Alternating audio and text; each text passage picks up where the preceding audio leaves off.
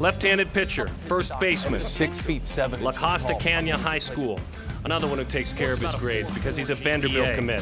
Plays his travel ball for a gifted squad, the Blackhawks national miles an hour. We turn to each other when it's hard to hit big league pitching when you're 6'7", no matter how athletically talented you are. This is different. He's one of the top left-handed pitchers in the United States, in the most recent rankings, #2 in the country. Spencer Jones. I first started playing baseball when I was probably 4 years old. My older brother Ethan got me into it because he loved it like way before I did. We played baseball together growing up, and then when he kind of fell out of it, I started picking it up more seriously. My life kind of changed leading into high school. I've been on varsity all 4 years, and before I played my first ever varsity game, I committed to Vanderbilt University when I was 14 years old. I'd say probably around 10 or 11 is really when he started to kind of show how good he could be. He was always taller than his classmates. It seemed like he could pitch harder, throw the ball harder, and he was always good at hitting. I just recognized as we started to teach him the swing, the speed he was able to start producing. Now that he's starting to pitch more, you can see he's really drawing a lot of interest from the pro scouts and college scouts. So I'm ranked as the #1 left-handed pitcher in the country, #1 first baseman in the country, and the #1 player in the state of California. I think top 15 overall, top 20 overall, and certain mock drafts have me in the first round, which is within the top 30 picks. I think Spencer could be ready for the MLB, yes. If they're coming after him and drafting him in the first round, I don't think it's just me. I think it's everybody feels he's ready.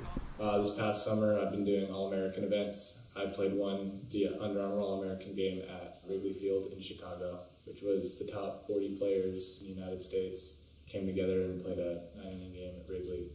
And then I also played another All-American game, perfect game All-American game in San Diego at Petco Park, which was the top 50. And those are two the greatest games I ever played in my life. Some of the most fun I ever had. It's funny because I would get more anxious and more nervous than Spencer would. You know, we did this summer, very intense, visible showcases with all the major league scouts on TV, and he was center stage pitching on the mound and being one of the only two-way players. And I was so nervous I was shaking in the stands, but it seems like he loves it. He loves to be able to perform in those arenas. And it seems like the bigger the arena, the better he plays. So over here I have a few bats that I earned from All-American games this summer. This one was given to us from B45 Bat Company for the Under Armour All-American game. Baseball Factory also sponsored the event, and they gave all the All-Americans custom trophy bats. Next one is from the Perfect Game All-American game in San Diego. Rawlings gave all the All-Americans golden bats with our names on it, which is pretty cool.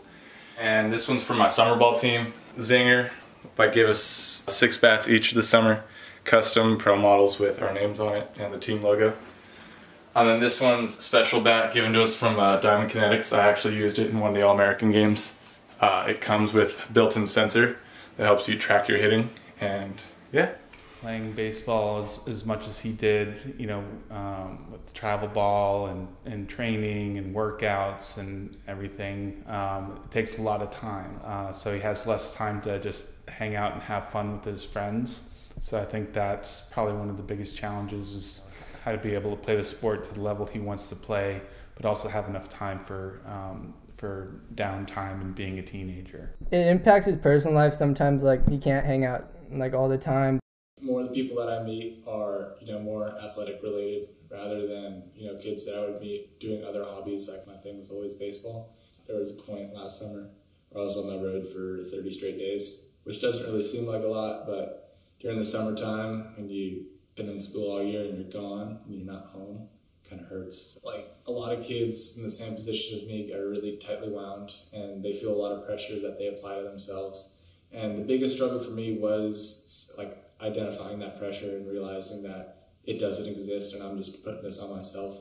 Back playing Little League, his first round pitching wasn't very good. He ended up walking a bunch of players, and at that point he was very emotional. And I said to him, I said, Spencer, this is the time when you define what kind of athlete you're going to be. I think everybody, all the scouts that I've talked to, just love him for who he is. You're getting the player you see is the same player you talk to every day. It's not like he's trying to do something he's not. I think Spencer really cares about baseball because he wants to like show the love to his community and where he came from. It doesn't really take a lot to be a good person, as far as like, as cheesy as that sounds or as corny as that sounds. Like, I've played with really good teammates and I've played with really bad teammates, and then a lot of the kids that were really talented but couldn't make it to that next step were the toxic teammates. I feel like it's important to focus on being a good person, being a good teammate, being good to your coaches, because you don't want someone to hear your name or associate with something negative. As a parent, you can just hope that your child is happy, and feels good about what they're doing, and feels like they're accomplishing their goals. So, whether Spencer, keeps playing baseball and has a successful baseball career, or if he decides he wants to go in another direction, we'd support him 100%. The idea is that, we support him and where his passions are and what he wants to do. Things aren't ever going to get any more intense than they already are, and you just need to take a step back and realize that you're happy, you're with friends, things are going good in your life. You don't really need to worry about it. Just take a step back and just smell